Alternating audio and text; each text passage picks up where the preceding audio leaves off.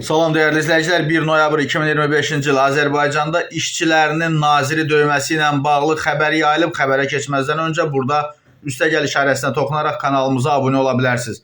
Naxçıvan Muxtar Respublikasının Kənd Təsərrüfatı Nazirliyində bir neçə gün əvvəl tarixə düşəsi dava qalmaqal qeydə alınıb. Nazirliyin Bəybala adlı bir şöbə müdürü tabeçiliyində olan bir xanım işçisinə qarşı kobudluq eləyib. Bunu əslən Naxçıvandan olan jurnalist Heydər Oğuz bildirib. Onun sözlərinə görə həmin xanımın həyat yoldaşı bunu eşidib nazirliyə hücum çəkib. Çıxan böyük qalmaqalı yatışdırmaq üçün Naxçıvan Daxili İşlər Nazirliyinin əməkdaşları hadisələrə müdaxilə edib.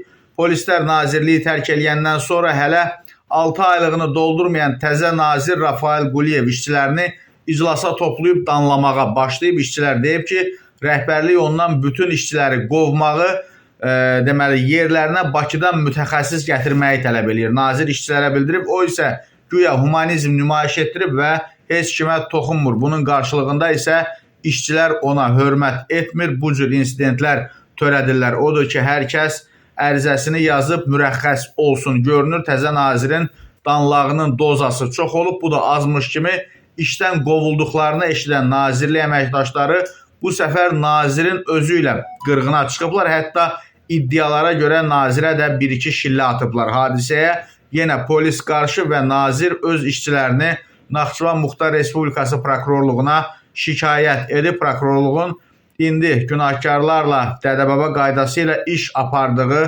iddia olunur.